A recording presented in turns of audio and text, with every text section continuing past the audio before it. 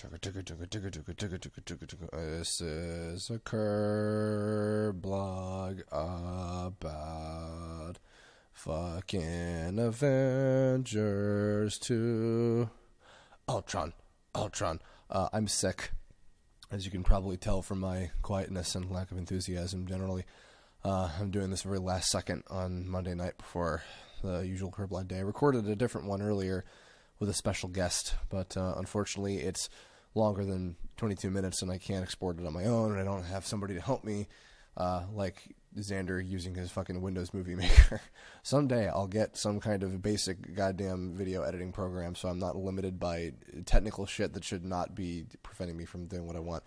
Anyway, so to just tie you over with a little thing real quick, because I went to go see Avengers 2 last week with Xander and Bosco, and I hope you guys, if you tuned in, if you enjoyed the Sonic Adventure 1 versus 2 Kirblog that we did together. Yeah, we went to see it on opening night with a huge group of people, and we had a lot of fun. And I guess just start off, probably going to go into spoilers. I don't know what specifically, so I'll just put that as a general warning, but you've probably either seen it already or read everything and whatever, so yeah. Anyway, so we went to go see it, and we had a really good time watching it. And for those of you who are following me on on Twitter, you probably saw I was like, oh, I really, really enjoyed this. I don't know if it was a good movie, but I really enjoyed it. And I did. We were, I really enjoy going to the opening nights of a lot of the, or not, if not opening nights, just like early days, like the first days or whatever of these Marvel movies, because usually the theaters are packed with, with fans that, at least somewhat know the characters and the history and everything, and they're invested. And it's really fun being in that kind of environment. And especially because I was with a huge group of friends and met some new friends, and it was really cool. Yeah, so we went through it, and yeah, it was a really great time, and it was super, super entertaining. But again, I walked away from it being like, I don't know if that was a good movie. And a lot of the friends walking back home with me were like, hey, like, did you enjoy it? Then that means it's a good movie. And I'm just like, I don't know. Also, I'm realizing as I'm saying this right now, it's probably the reason that I'm sick is because I stayed up like until 7 o'clock in the morning that night, because I went back to hang out with a bunch of people at Jason Wishnob's house, and didn't get back and to sleep until 7 o'clock in the morning, and I got about 4 hours. And I haven't done that in a very long time, so probably my body was not used to that and shut down on me, and now here we are. So this is the third day now, I think, of me being sick, and I'm trying to nurse myself back to health, but whatever. Anyway, Ultron, butts. So, yeah, I guess looking back in retrospect, there were like a bunch of things about this movie that, in thinking a little deeper about it, I wasn't entirely sure if I dug. I guess the first and foremost thing is, it's kind of ironic because I guess it's the one that probably the social justice warriors are most up in arms about, and I guess that's kind of understandable. The Scarlett Johansson, Black Widow, and Mark Ruffalo, Bruce Banner, Hulk romance was very out of left field. Now, I thought it was cute. It certainly wasn't like ruining the experience for me, and I just kind of like went with it. But in retrospect, it really was like, apparently the setup for it was when she goes to find him in the middle of the jungle or whatever in the first Avengers movie, and that's supposed to be it. And I'm just like, I don't know about that. Because now, I mean, okay, like Winter Soldier, which I fucking loved. I saw that and I was like, okay, well, I mean, that little thing going on with them, with her and Captain America was pretty cute, and I could get behind that. And that's not, for the record, it's not because I relate to Captain America. He's my favorite. I just genuinely thought the way that they executed the sort of flirty stuff between the two of them was cute. It wasn't going too far. It wasn't going too like forced or whatever. It was just happening pretty natural, and it was good chemistry. And the chemistry itself was executed fine. It was just like the concept of it that was like, why between Black Widow and Hulk in particular. It was just like there was no setup for it. It just kind of happened. And I mean, the reason that it's a little annoying is because I remember when Avengers 1 was coming out and they were doing all the cast interviews and everything, Scarlett Johansson was talking about how she was like, it feels great to just be a badass female superhero character in one of these movies that isn't just, like the love interest of, one of the other more important male characters. And I feel like, and this does apply to Hulk as well, but less because obviously he got the whole big fight scene with Tony in the Veronica suit. But it seemed like all that their kind of development of this movie amounted to was this just out of left field romance. And I mean, it even like when they were having that conversation in Hawkeye's house, it like, okay, this fits. I mean, it works, but it's just why? I don't know. It was just very strange, and it was, again, it didn't distract too much. So I guess it's not that big of a deal, but I guess just in retrospect, I was just like, what the fuck was the deal with that? It was very strange. Let's see. I listened to Doug and Rob's sibling rivalry about this beforehand. I'm trying to remember some of the points that they made because they were good. I've seen all of the Phase 1 and Phase 2 movies leading up to this. I caught up with Thor Dark World last week at my friend Dan Peck's house because they were doing a little marathon of all the Phase 2 movies before leading up to this one. And it was the only one that I hadn't seen. I liked it just fine. I love Winter Soldier. The Iron Man movies are fine. Guardians of the Galaxy was fantastic. I'm slowly beginning to determine that I think I like the individual Marvel superhero movies more so than the Avengers crossovers. And I don't know if that's like kind of a common thing with the fans of the cinematic universe, I guess, right now. But like Captain America and Winter Soldier were like, so far they've made Captain America like my favorite of the like individual series that lead up to the Avengers. Guardians of the Galaxy was shot way up there for sure. I don't know if we're gonna get any more Iron Man, but I guess the proof is kind of in the pudding, because with Phase 3 coming out next, I'm most intrigued about, and I'm not a big comic book fan, but everything that people have told me about the original Civil War storyline is making me really interested in how exactly they're going to execute that for, I guess, the next. Well, no, there's Ant-Man, and then there's Civil War in about a year from now, I believe, if I'm remembering correctly. But just the concept of that one, and possibly how Spider-Man now will factor into it, because they're going to find a way to get him worked into this world now. I'm really intrigued by how that's going to go. I don't know exactly what the plan is, and I understand they have some kind of backup plans for, some of the other scenarios depending on what happens, because I think also the next like Hulk movie got canceled because of Universal or something like that. I'm not entirely sure, but I know they seem to have like contingency plans for how they're going to go about this or whatever. Anyway, but yeah, this and the previous Avengers movie, they're a lot of fun. They're extremely entertaining. Doug and Rob were talking about this. They're big blockbuster crazy. I don't know if I would necessarily say dumb movies, because they're, Joss Whedon's writing is incredible, and the dialogue is a lot of fun, and the action is amazing, and it's what it did right. And this one for sure is everybody felt like they got some attention. They got some proper attention, kind of like what I was saying about the new DBZ movie as well. Is all the characters felt like they got a moment to shine. They got a decent amount of attention between the entire story and everything. And with the exception of, I guess, Black Widow's, again, out of nowhere romance, for the most part, everybody seemed like they had an interesting thing going on with the story of this movie, and I liked that a lot. In particular, favorite ones of mine, I would say Tony and Ultron in general, the two of them. Actually, no, I lie. Tony, Ultron, and Vision, the three of them kind of collectively, I think that they were kind of the heart of the movie. Even though I know, I think the guy who played Vision said that Hawkeye's, like home family life was kind of the main heart of the movie, and I did really like that. That was a great idea. But I feel like, because, okay, it comes down to what are like the main themes of these films, right? And the Avengers ones, I feel, are the most kind of, I guess if this falls in line with the quote-unquote dumb classification, they're just like a bunch of fun. It's like, here's all these characters that you love all together and doing, this crazy, like, they have to take on this new evil that, is on a bigger scale than any of the ones they fought before, and it's this huge thing, and etc. Which is the case, and that's really entertaining, and it's well executed, and the script is great, and the action is great, and everything about it works just fine. But, and I think this goes back to why I like some of the individual ones more, is because the individual Marvel movies in the cinematic universe feel like they have stronger themes because they're focusing on one particular character and the ones that are surrounding them. whether it's Cap or Tony or Thor, etc. And I like that. And I mean, Guardians of the Galaxy obviously was a team movie as well, but still there were like 5 of them, and it seemed like just a little bit of a easier balance to keep.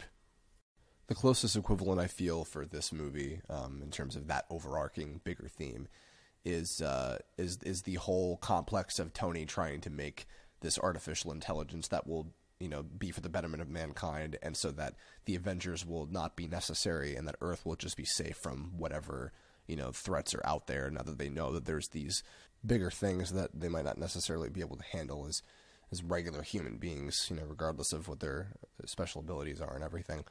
And I liked that, and I liked that Ultron and Vision were kind of the opposite extremes of that, where Ultron was, I'm interpreting this ideal to the most negative extreme, and Vision, with the kind of the addition of Jarvis and everything with the personality, was the opposite positive extreme, just being this black and white sort of, I'm on the side of life, and I'm not thinking of like I'm a good guy.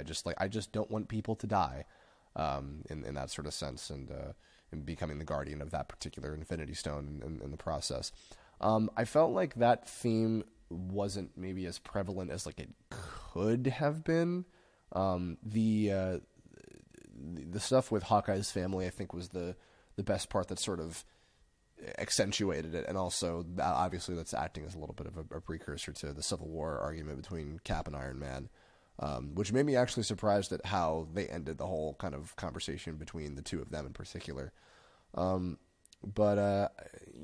I feel like it just kind of got ground down to just like, I am this way. And, because like Ultron himself was like really charming and weird and goofy and threatening and scary at times, not the entire movie, obviously. But he was just this strange kind of mishmash. He was, again, very entertaining, and James Spader did a really cool job. I remember I had a comment about, like, wouldn't it make more sense for him to have Tony's voice, just like how Vision has Jarvis's voice? Like, wouldn't it have made more sense because he was an AI created by Tony? But then somebody pointed out, well, then, yeah, but why wouldn't Vision sound like Tony? And I'm like, that's fair. So James Spader did a great job, and I was only questioning that in terms of, like, would something in universe had made more sense. But once I also realized he was created by that Hydra base in the beginning of the movie, I felt that the choice they made was perfect, and it sounded like Joss Whedon had James Spader in mind, like from the beginning, to play that character. So Vision himself also, just execution-wise, was like awesome. I don't know anything about that character, but what a presence he had, and the actor, again, the guy who played Jarvis as well, getting to step in and do that was amazing. Scarlet Witch and Quicksilver, it was a small arc, but it wasn't like bad. Maybe could have been a little bit more in depth, but with the time that they had on screen, they were fun. I think killing off Quicksilver made sense.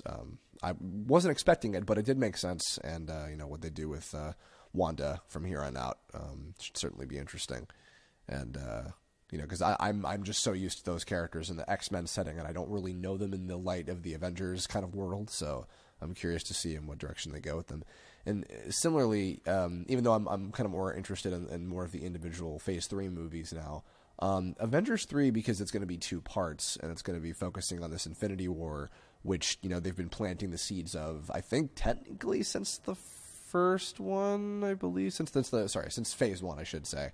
I think that they've been planting the seeds for some stuff about the Infinity Stones, or at least since the first Avengers, I believe. Thor. I think Thor had the first Infinity Stone introduced in it, if I'm remembering correctly. The Tesseract was one of them. But since it's going to be 2 movies, and it's going to be on this bigger overarching part of the story, I don't know what the theme of the Infinity War is. Just from the description I've been given about Civil War, I get exactly what that is, and that's why I'm really curious about that movie. But the overarching meaning of the Infinity War and what it's going to mean for each of these characters is definitely maybe I'll have to bug Xander and some of my other more comic savvy friends about that. But I am interested because I'm really curious as to how they're going to go about it, and especially if they utilize the other potential characters that might take on some Avengers roles as opposed to the ones that we've been used to from the last few movies. Depending also on the contracts that certain actors have and how long they're going to be around. Again, Spider-Man in particular, that's going to be really exciting for what they do with him mixed in there too. Because the scenes in these movies, like, again, Doug and Rob were joking about this too, with, like, when they're hanging out at the party and they're trying to lift up Thor's hammer and everything. Those moments, and also, like, Tony and Steve's little argument outside of Hawkeye's house, those moments, I feel are, like, when the real theme of the movie, beyond just, like, the one-liners and the fun moments and the action-packed scenes and stuff like that, those scenes, I feel, are when, like, that main theme comes out, and it really gets to, like, exemplify this is what we're trying to say with these characters and with the story, and this is what we're utilizing these superheroes to try to get across in this interesting kind of way. So overall, I did like it a lot. What it got right in a way that was super entertaining, and at the end of the day, I think it's pretty clear that, again, the big Avengers crossover movies like these, they're at their core, I guess maybe more so than the lesson of them, like with the artificial intelligence stuff in this one's case. It's more about just, like, pure, like, fun, crazy, over the top entertainment with all these characters coming together, and it definitely did accomplish that.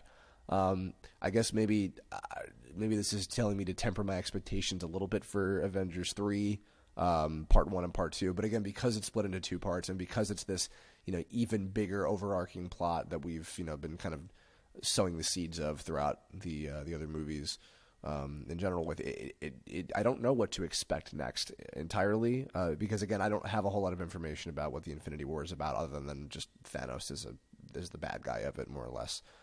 Supposedly there's also another character above him that might also be, like, the real villain or whatever, but I don't know who they are. I don't know really much about them. I barely know anything about Thanos, to be honest.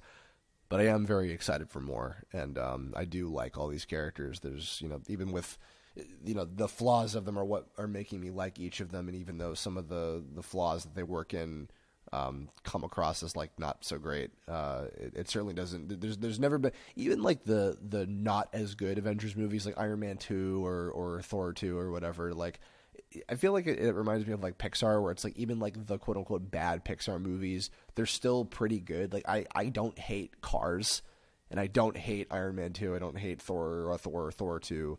Granted, I've only seen Iron Man 2 the one time. Actually, no, sorry, I've seen all of these only the one time each, I believe, except for maybe Captain America. I think I watched that twice before, but either way. So I don't hate any of these, and they're all still, like, a fun, kind of step in this big story. And as Doug put it, it's a massive experiment that cost $1 gajillion, and it's continuing to do so. And as a person who did not grow up as a big comic book fan in general, Marvel or otherwise, I'm definitely excited. So I liked it.